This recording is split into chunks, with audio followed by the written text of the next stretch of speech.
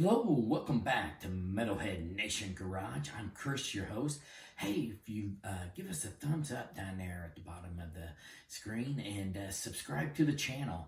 And we're going to get right to the news today. Paul Stanley did an interview about, he was asked about the Kiss Carnival of Sins album. How he liked it, talk more about it, in which he gave an answer that he did not like that album, and he was dead set against releasing it.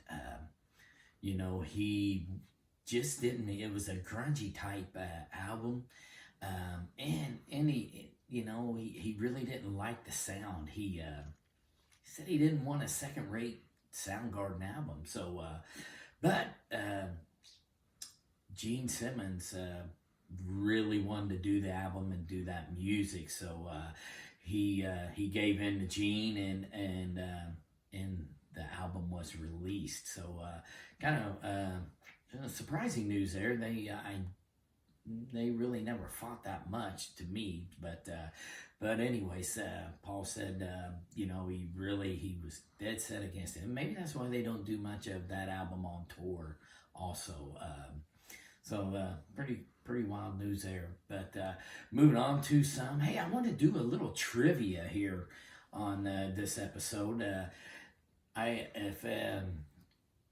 Crue, they, as we hear, John 5 is joining the band. He's filling in for Mick Mars on the touring side.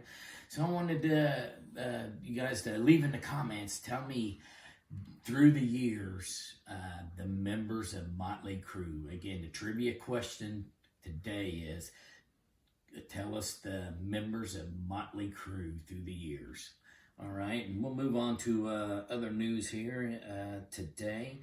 We had a little bit of story about Ozzy. It was UFO's guitar player. He came out and was talking about Ozzy and thought his opinion that he wasn't a good musician. I guess Ozzy's pretty popular, but he thought the musicians around Ozzy was good, not so much Ozzy. So interesting news there a little bit. Maybe I don't know how to take that. We all hear rumors through the years about Ozzy. When he was fired from Sabbath, he went out recruiting guitar players and musicians, but they had to have some sort of material with them, and that was through the years. That started out with Randy Rhoads, and then his unfortunate death. It moved on to Jake E. Lee, and a lot of talented guitar players there, but they had to have their own material. So I do know that story, but kind of interesting. It was kind of interesting interview, but moving on from that, we have some more news here, and it's kind of a little bit about Pat Benatar. She did, on her label. So we all know through the years, Pat, she wasn't happy with her label. She didn't feel like she got to do her material. She was always giving way to the label. And that's a lot through the years. So, but she ended up slapping her label boss, because she thought he was holding her back. So, that's pretty good news. That's about like John Mellencamp. He really hated his labels and things. He wanted to do music he wanted to do, but at the end of the day, the label told him no. So, interesting there through there, and we'll move on to some Iron Maiden news that they had on the Legacy of the Beast tour. They sold over 3 million concert tickets for this tour. That's incredible. I mean, they are incredibly popular, and they put on a good show. But they're and they play good music. I mean, they're very professional, and everybody loves them. I tell you, and I know I met a lot of people up there at Columbus, Ohio, in line. They're waiting to get in the show. Say hi to everybody, and I know you're coming on and viewing and leaving some comments, and I appreciate your support.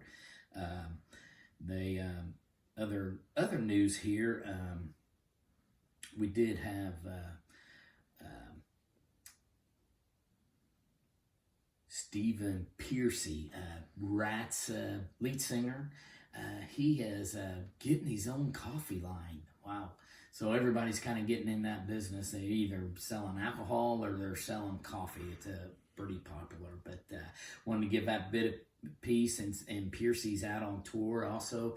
Nothing new on the Ratt reunion tour yet. Stephen came out and said that he wanted to get that going on and would really be happy for Ratt to go maybe on one last reunion tour, but Pearcy, he don't believe it'll happen at this present time. But hey, you never know. You never say never in rock and roll. So hopefully that they could get together, come by, and maybe get something going on for that tour. One last item with Paul Stanley of Kiss. Talked a little bit about Led Zeppelin's Jimmy Page. He said not only was he a good artist, a good songwriter stuff, he said he kind of painted a picture on every song he wrote. So kind of that's a big, a big compliment. Somebody say, Paul's, paint a picture of every song. Man, that's incredible. But I wanted to put that out there, and that is, one more article about it is kind of Billy Duffy. The Colts Billy Duffy.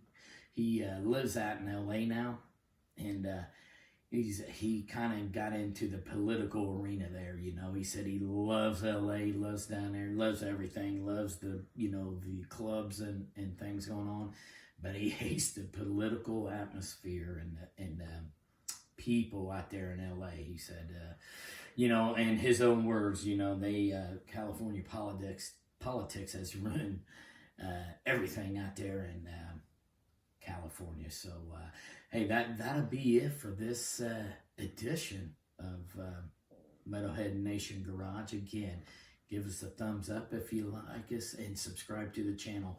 And one last thing, remember that trivia. Leave it in the comments. What was the Motley Crue members through the years? And we'll see you next time on Metalhead Nation Garage.